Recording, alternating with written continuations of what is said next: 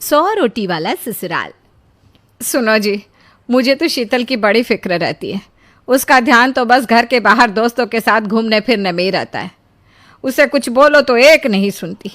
मैं तो कहती हूँ इसकी जल्दी शादी वादी करवा दो, वरना लड़की हाथ से निकल जाएगी। तुमसे ज़्यादा चिंता है मुझे शीतल की शादी की। कल ही वो रामपुर वाले मौसा जी को फ़ोन भी किया था।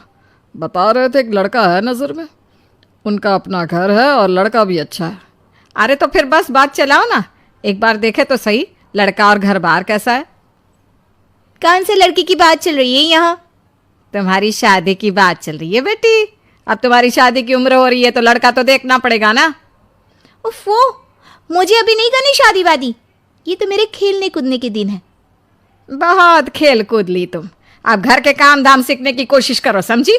ससुराल जाकर हमारी नाक मत कटवा देना। सब्जी काटनी तो आती नहीं इसको, तो नाक ही कटवाएगी। अरे मैं इसे शादी तक अच्छे से सब सिखा दूंगी। आप तो बस उस लड़के से इसकी शादी की बात चलवाओ। कुछ दिनों बाद कुणाल और उसकी माँ शीतल को देखने घर आते हैं। कुणाल दिखने में बड़ा ही स्मार्ट होता है। शीतल तो उसे देखती ही रह जाती है। देखो जी, हमारी कोई डिमांड तो है नहीं, बस हम चाहते हैं कि लड़की घरेलू हो, घर के सारे कामकाज संभाल ले। अब आपके परिवार में तो बस 3 ही लोग हैं, पर हमारा तो खूब भरा पूरा परिवार है। बाकी हमें लड़की के घूमने फिरने दोस्तों से मिलने से कोई दिक्कत नहीं है। घर का काम करने के बाद जो चाहे सो करे। अरे वाह, ये तो इतने बढ़िया लोग हैं। लड़का भी इतना स्मार्ट है और ऊपर से इन्हें मेरे घूमने फिरने से भी कोई दिक्कत नहीं है। हे भगवान, तूने तो बिना मांगे ही मुझे सब दे दिया। बताओ जी, और क्या चाहिए हमें? हमारी तरफ से तो रिश्ता पक।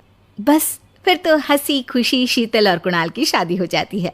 शीतल मन ही मन बड़ी खुश होती है और उसी खुशी के साथ वो अपने ससुराल में कदम रखती है। आओ बहू, तुम्हारा अपने ससुराल में स्वागत है। ये मिलो अपने परिवार से।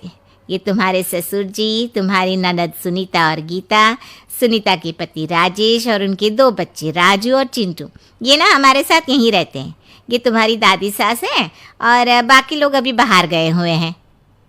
इतने सारे लोग, ये सब यहीं रहते हैं इस घर में? अरे अभी तो मेरे देवर देवरानी और उनके 3 बच्चे यहाँ नहीं है।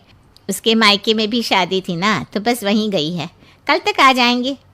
हे भगवान, ये घर है या धर्मशाला? ये सब एक साथ इस घर में कैसे रहते हैं? मुझे तो पता ही नहीं था इनका इतना बड़ा परिवार है। अब समझी कि कोई डिमांड क्यों नहीं की इन्होंने। ये सब चाल चले मेरे साथ। अरे बहू, खड़े खड़े क्या सोच रही हो? चलो अपने कमरे में जाकर आराम करो। जी माँ जी। अगले दिन शीतल का ससुराल में पहला दिन होता है। शीतल रसोई में जाकर सबके लिए खीर बनाने लगती है। तभी उसकी ननद सुनीता आती है।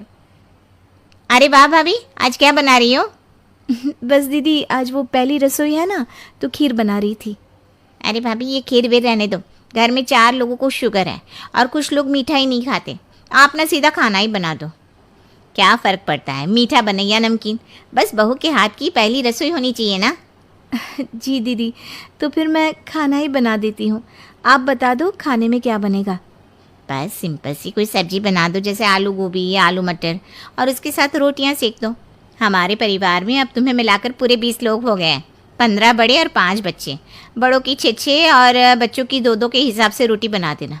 चलो मैं चलती हूँ, सब देख लेना। हाँ, बड़ों की 6-6 रोटी, मतलब कि 15 लोगों की 90 रोटियाँ, और बच्चों की 2-2 रोटी, मतलब 5 बच्चों की 10 रोटियाँ।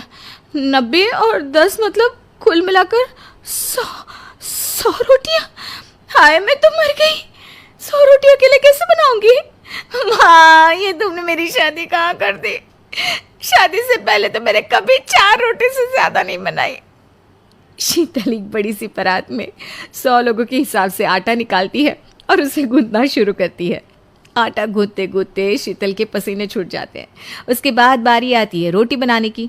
शीतल एक एक करके रोटी बनाना शुरू करती है और 10 रोटी बनाते ही अपनी कमर पकड़ लेती है। हाय, मैं मर गई।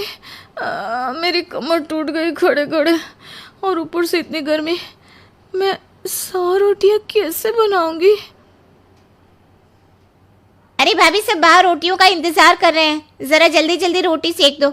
सब तक आप सभी हमारे चैनल कार्टून किंग 02 को सब्सक्राइब कर लें ताकि हमारी सभी वीडियो का लिंक आपको सबसे पहले मिले। धन्यवाद।